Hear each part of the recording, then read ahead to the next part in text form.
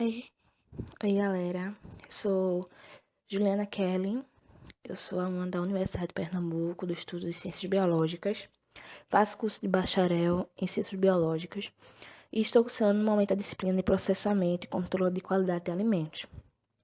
E vou fazer para vocês uma breve apresentação sobre as operações de transformação dos alimentos. As operações de transformação, elas buscam modificar a matéria-prima alimentícia para obter ingredientes ou alimentos com nova e também melhores características funcionais, sensoriais ou nutritivas. Mas para que tudo isso ocorra, é preciso dizer que esta divisão não é estrita, porque elas existem algumas operações que cumprem os dois objetivos ao mesmo tempo, como é o caso da extrusão a quente. É um tipo de transformação que ela consegue fazer tanto melhorar como trazer novas características funcionais, sensoriais e nutritivas. Atualmente, as operações de transformação têm grande importância, sobretudo nas sociedades desenvolvidas, porque elas vão permitir aumentar a variedade e a qualidade dos alimentos disponíveis, contribuindo para a diversificação da dieta. Algumas dessas operações podem contribuir igualmente para o aproveitamento de matérias-primas alimentícias e até agora subutilizadas, a fim de ajudar a reduzir o problema da escassez de alimentos nos países em desenvolvimento.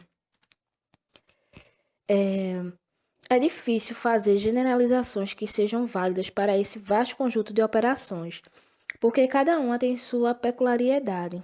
Contudo, a grande maioria ela não vai modificar o valor nutritivo da matéria-prima alimentícia, pois são as operações que se realizam em temperatura ambiente. Também não mudam significativamente a vida útil dos alimentos, embora, em alguns casos, possam favorecer sua alteração, como nas operações de redução de tamanho, e em outros, ao contrário, sua conservação, como os produtos obtidos por extrusão. Dentre as operações de transformação, a gente pode citar a redução de tamanho, que vai variar de acordo com os alimentos sólidos e líquidos, o aumento de tamanho, que também segue o mesmo princípio, a mistura, que vai estar de acordo com a viscosidade dos líquidos, se vai estar baixa ou média, os líquidos muito viçosos e massas, produtos sólidos e secos, a moldagem, a modificação da textura, gelificação, texturização, a extrusão, que nós vamos ter extrusores a frio, a quente e de parafusos gêmeos. Vamos ter algumas operações de separação, de acordo com a seleção e classificação. Nós vamos ter os procedimentos de sedimentação, centrifugação, filtração, extração, cristalização. E por último, nós vamos ter as transformações químicas, que vai ser por tratamento térmico, tratamento químico enzimático e fermentação. Então, segue algumas fotos de alguns tipos de tratamento, como ali está a máquina de corte, um picador, certo? E dentre as outras operações. A redução de tamanho. A redução do tamanho é a operação unitária pela qual se diminui o tamanho médio das partículas de produto mediante forças mecânicas. Essa redução de tamanho está relacionadamente aplicada a produtos sólidos. A redução de tamanho é chamada de trituração, moagem ou corte. Na de produtos líquidos, inclui-se a atomização, a homogeneização e a emulsificação. Então, aí segue a diferença de acordo com quando os produtos são líquidos ou são sólidos. A adequação ao processo posterior, considerando que a redução de tamanho aumenta a relação da superfície e volume, o que facilita as operações baseadas na transferência de energia ou de massa, como, por exemplo, os tratamentos térmicos, a desidratação e a extração. Então, entre os diversos objetivos da redução de tamanho das matérias-primas, a gente pode relacionar isso daí, a esses 4 tópicos. A obtenção de produtos também é muito importante quando há uma especificidade que tem propriedades funcionais adequadas, certo? Como especiarias, açúcar cristal e por aí vai.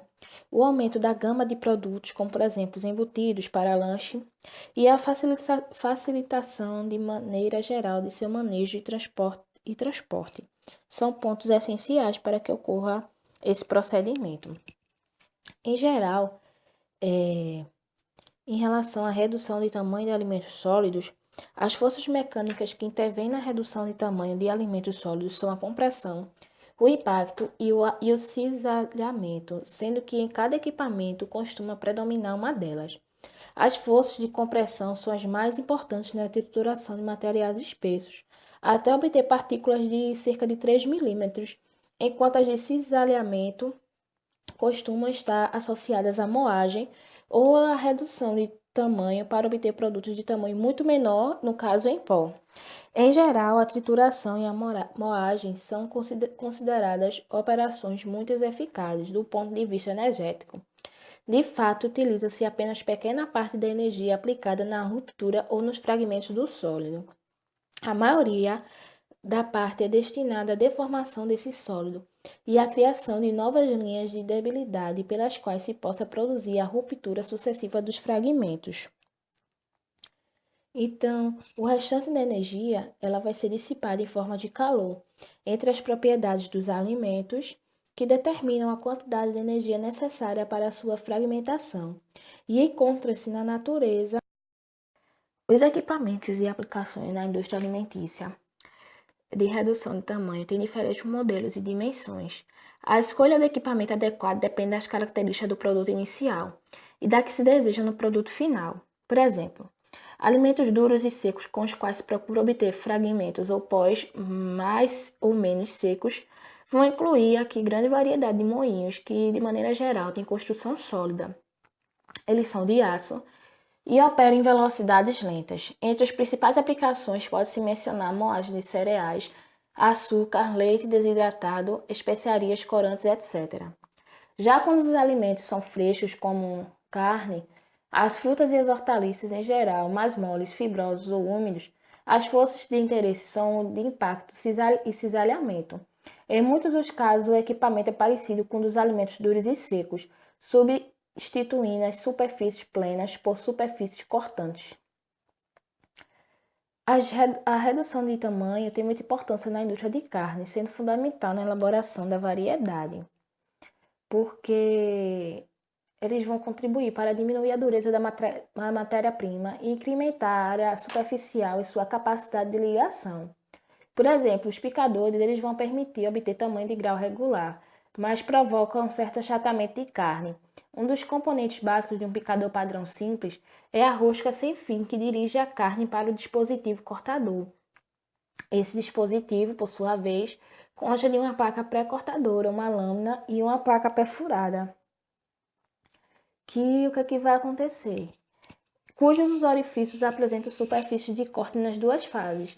Durante a operação, a matéria-prima vai ser submetida a forças de cisalhamento e pressão entre a rosca sem fim e a estrutura estacionária, de impacto, que vão ser as lâminas, e de compressão, que é a placa perfurada. Esse tipo de operação muda drasticamente a textura dos alimentos, sobretudo quando se consegue forte degradação e redução da estrutura original. O aroma também pode ser modificado pela perda de substâncias voláteis, especialmente quando se aumenta a temperatura durante a operação. Em geral, a redução de tamanho não prolonga a vida útil dos alimentos. Na verdade, pode influir até negativamente se considerarmos que, como consequência da ruptura dos tecidos, liberam-se enzimas que estavam compartimentadas nos tecidos intactos e possíveis para substratos para o crescimento de micro-organismos. A redução de tamanho de alimentos líquidos.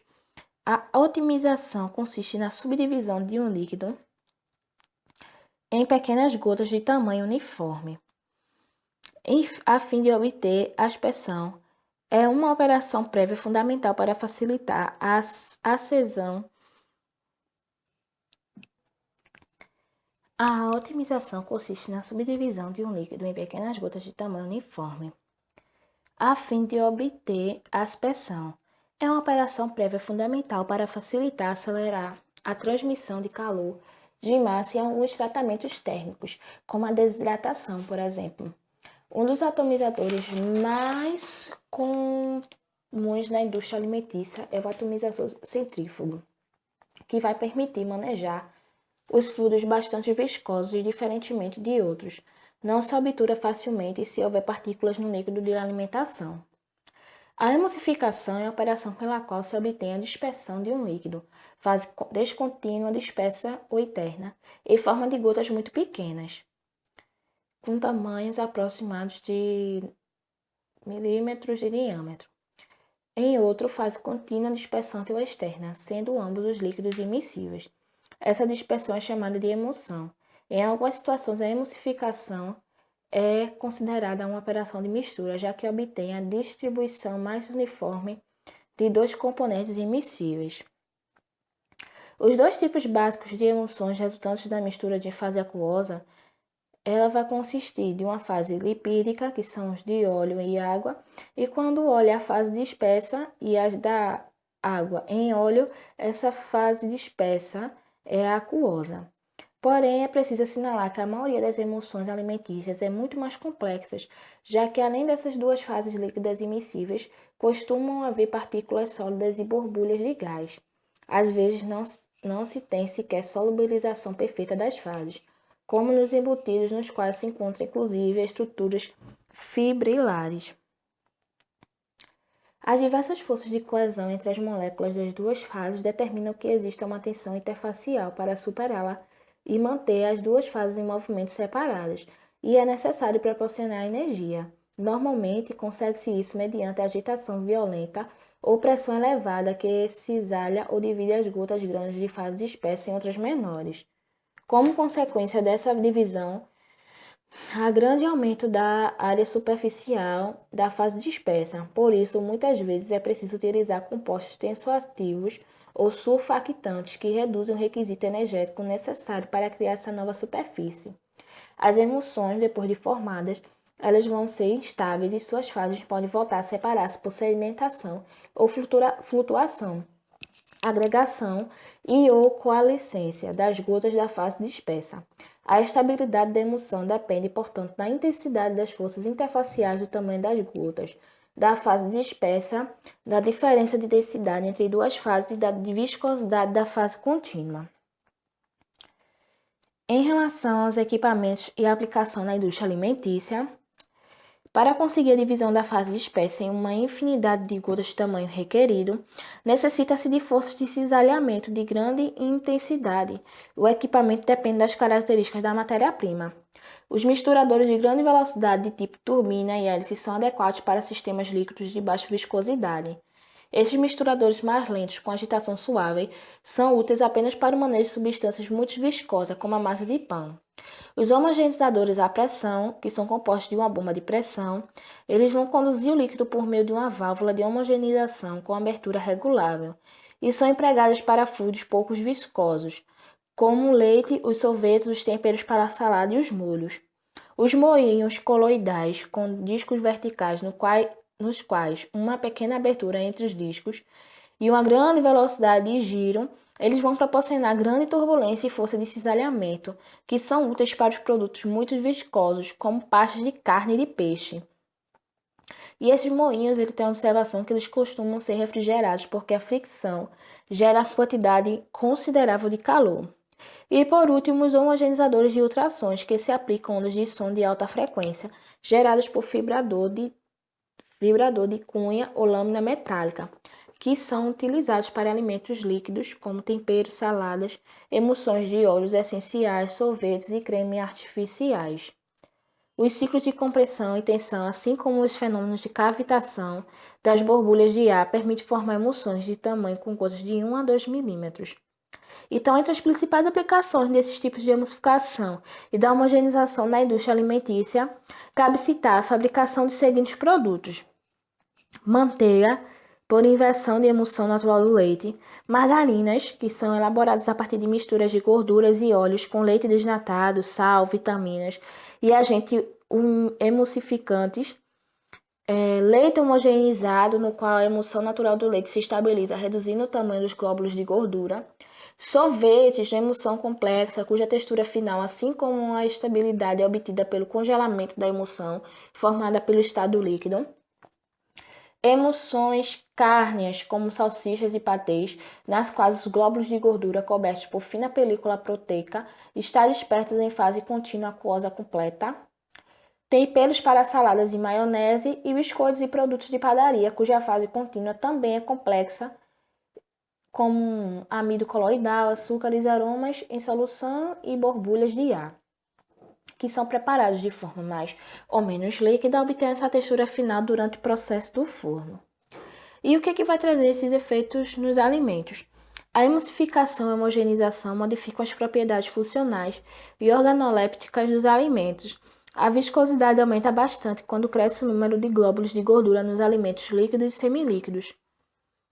A textura, por exemplo, das emulsões sólidas também muda, mas nesse caso são fundamentais outras operações posteriores, como aí o congelamento dos sorvetes e a aplicação de calor nas emulsões carnes e nos produtos de panificação. Isso já vai ser algo mais particular.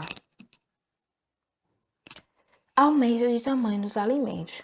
A floculação, a formação de agregados insolúveis de tamanho grande, é de pouco interesse na indústria alimentícia, limitando-se praticamente a eliminar colóides responsáveis pela turbidez em algumas bebidas para clareá-las. Os agentes floculantes podem ser de três naturezas. Pode ser de natureza proteica, como a albumina do ovo ou a gelatina, polissacarídea, como os alginatos, ou mineral, como a bentonitas. A floculação também faz parte dos processos de purificação de águas e dos tratamentos de resíduos para a separação da matéria em suspensão. A aglomeração ela melhora as propriedades funcionais dos produtos em pó obtidos pela moagem de sólidos ou pela desidratação de líquidos. Os produtos em pó que têm tamanho de partícula pequeno demais são difíceis de manipulação, armazenamento e reidratação, devido às deficiências de suas propriedades de fluxo, com grande tendência até à segregação e empastamento, à umectabilidade e à dispersabilidade. Com a aglomeração, pretende-se obter acúmulos dessas partículas finas que tenham a estrutura aberta. Dependendo do tipo de indústria que se aplique, essa operação também é conhecida como instantaneização ou granulação. Então, para aglomerar as partículas é necessário que elas estejam em contato e pelo menos uma delas tenha uma superfície untuosa. Isso pode ser obtido mediante a remudificação das partículas com líquido ou vapor de água, o que vai provocar a dissolução de parte dos componentes que se encontram na superfície das partículas e aumentando assim a sua viscosidade e facilitando sua união. Os aglomerados obtidos nos quais há poucos pontos de união entre as diversas partículas, eles vão ser submetidos à secagem para eliminação da água adicionada nessa operação e ao resfriamento abaixo do seu ponto termoplástico. A classificação posterior do tamanho elimina tanto os aglomerados grandes demais como aqueles excessivamente pequenos, selecionando os que oscilam entre 250 e 400 milímetros. O equipamento utilizado para aglomeração pode ser uma base fluidizada ou uma torre de desidratação adaptada, na qual se injeta vapor d'água. Esse condensa na superfície das partículas ou em forma de gotas de água contra as quais as partículas podem colidir. Os produtos aglomerados têm boas propriedades de reidratação porque os amplos espaços de ar que ficam entre as partículas individuais ajudam a penetração do líquido na estrutura porosa. Com isso, o líquido pode envolver cada partícula, facilitando sua dispersão e imediata dissolução, ou seja, obtém-se produtos instantâneos que se dissolvem completamente em apenas alguns segundos. Entre as principais aplicações pode-se mencionar a aglomeração de leite desidratado em pó, ou de fórmulas para alimentação infantil, de concentrados de proteína de soro e caseinatos cálcicos da proteína de soja ou de proteínas de ovo, bem como aglomeração de compostos aromáticos e de misturas de gelatina com sacarose e ácido cítrico. Próxima operação de transformação que vai ser apresentada é a mistura. A mistura é uma das operações mais comuns na indústria alimentícia, sendo necessária para a elaboração de praticamente todos os produtos. Consiste na combinação de dois ou mais componentes para obter distribuição uniforme. Consegue-se isso mediante o fluxo que normalmente é gerado por procedimentos mecânicos, e esse fluxo vai permitir pôr em contato os diversos componentes de uma mistura e ou destruir estruturas ao fazer um trabalho mecânico adicional. Com raras exceções, entre as quais pode-se mencionar a mistura de componentes para a preparação de sopas secas, ela costuma ser uma operação preparatória, que não vai se limitar à mistura de sólidos ou líquidos, mas inclui também as de gases, como é o caso da preparação de atmosferas modificadas para o acondicionamento ou a carbonatação de refrigerantes, que é um líquido ou gás. Os equipamentos e aplicações na indústria alimentícia vai depender das características dos materiais que vai ser processados. Por exemplo, líquidos de viscosidade baixa ou média. Para essa mistura desse tipo de produtos, existe grande variedade de depósitos estacionários, nos quais se dispõe de agitadores de pás ou de hélice. Nesses equipamentos evita-se a formação de vórtices, nos quais há deslocamento do fluido em camadas laminares, concêntricas que não se misturam entre si, colocando os agitadores em posição excêntrica, inclinada ou tombada no tanque. Também é útil dispor de tabiques defletores, lâminas verticais, na parede do seu tanque, já que rompem essas correntes circulares e provocam um fluxo turbulento. As bombas, ao provocar fluxo turbulento, também conseguem certo grau de mistura, tanto nelas como nos condutores pelos quais circulam os fluidos.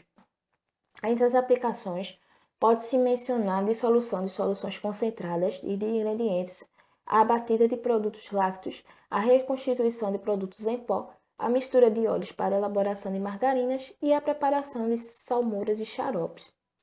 Em relação aos líquidos muito viscosos e massas, os equipamentos costumam ser específicos para cada aplicação. A maior viscosidade desses produtos requer a utilização de equipamentos mais sólidos, com menor velocidade de agitação e maior consumo energético. Para obter a mistura homogênea, é necessário que todo produto esteja em contato com o agitador, que deve percorrer todo o recipiente, amassando e envolvendo o produto. Quando se gera muito calor por fricção, é necessário acoplar um sistema de refrigeração. E os aparelhos mais utilizados são os misturadores de bandeja estacionária giratória, nos quais os elementos de mistura são dispostos apenas em pequena separação do tanque de mistura. Os misturadores horizontais, que normalmente têm como elemento misturador uma folha Z, montado horizontalmente. Temos também os misturadores contínuos, que constam de parafuso transportador simples ou duplo, o qual gira em um barril cilíndrico e força a passagem da massa viscosa através de placas perfuradoras, grades ou redes de fio. Entre as aplicações mais importantes, inclui-se a preparação de pastas de carne e de peixe, de queijos fundidos e de massa de panificação e de misturas de queijo. Já os produtos sólidos e secos, com esse tipo de produtos, a obtenção das misturas de composição uniforme é muito difícil, em função da tendência à segregação que apresenta os diversos componentes durante a operação. A melhor situação que se pode conseguir é a distribuição dos componentes ao acaso. A posterior manipulação dessa mistura deve ser cuidadosa para evitar, na medida do possível, sua segregação. Então, os misturadores mais utilizados nesse caso são misturadores de volteio, que são adequados para a mistura de pós com características similares. Os misturadores de esteiras, aplicáveis a produtos com tendência à segregação. O movimento das duas esteiras metálicas situadas em um recipiente horizontal estacionário que gira em sentido inverso e em velocidade diferente produz a mistura ao mesmo tempo em que a impulsiona, isso permitindo a operação contínua. Os misturadores de parafuso vertical de muita utilidade para incorporar pequenas quantidades de ingredientes a uma grande quantidade de produto, e os misturadores de base fluidizada, que são utilizados para a mistura de partículas com características de fluidificação similares, como tamanho, densidade, por aí vai. E esses efeitos nos alimentos, o que é que eles vão trazer? Eles vão melhorar a qualidade sensorial e as propriedades funcionais dos alimentos, pois aumenta a uniformidade destes ao tornar mais homogênea a distribuição dos componentes. E isto é interessante não apenas para o consumidor, mas também para o posterior processamento dos alimentos, sendo desejável que os produtos tratados sejam homogêneos. Uma mistura adequada também é necessária para assegurar que os produtos cumpram a legislação correspondente e contenham os ingredientes na quantidade especificada, porque embora a mistura não tenha efeito direto na qualidade nutritiva nem da vida útil dos alimentos, ela pode alterar indiretamente, ao permitir que os diversos componentes reajam entre si, especialmente quando se gera calor durante a operação. É isso, muito obrigada.